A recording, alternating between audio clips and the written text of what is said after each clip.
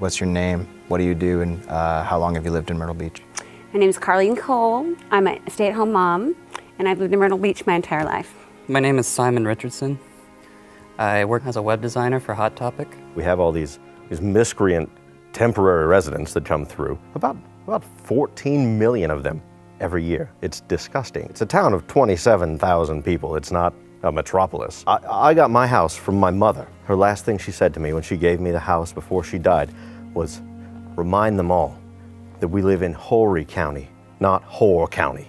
They break into the store. All the time. And what do they take? Well, they take all of the alcohol that we have. They just take all of the alcohol. All of it. My name is Marshall Steakhouse. I work at my dad's Waffle House in Myrtle Beach. They come in with a mannequin. You know what was coming out of that mannequin? What came out of that mannequin? A beer bong. You know where that was coming out of? Where is it coming out of? The mannequin's vagina.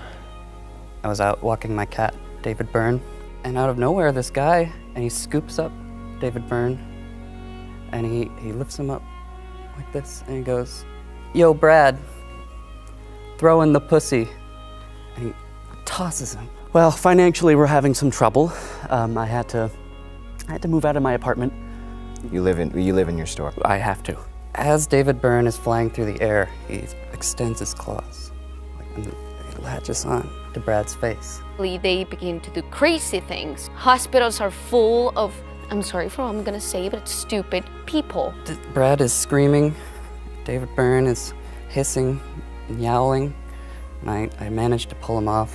So now, I have a lawsuit against me for $50,000 for damages, physical and emotional. I don't know what I'm gonna do. I might have to start working for Urban Outfitters too. How's David Byrne doing? I don't think he respects me anymore. He won't look me in the eyes. These poor people who can't afford to even live here with the rest of us just sort of take a week out of their, year of sadness to come and enjoy our land and stuff. Last year I was walking home and I saw a young man. He was up on a balcony. He said something that had to do with spring break, and then he fell. Every spring break, I go to Myrtle Beach. I take my dog. Some spring breakers that were there had switched out the water bowl with another water bowl that was filled with liquor. We took the dog to the vet. He had to have his stomach pumped.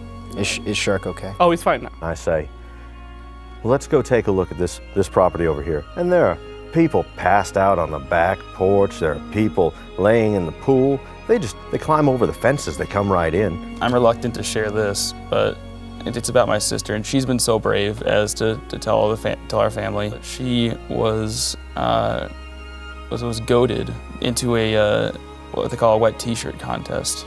And I see a man on the third floor Of the same building, and he also falls down. What happens at these wet T-shirt contests? They have them to wear these shirts, typically thin white shirts. Then they're drenched with water or beer or anything else to make the shirt transparent. And then you can see right through the shirt, see the women's breasts. Our pet beluga whale, Raymond, had a dorsal fin severed by a shirtless man on a jet ski the other day. And so we've decided to just sort of keep him in a tank in the basement. The water's getting really cloudy with blood and stuff, and no one's really been able to see him for a while. Do you think Raymond might have passed away?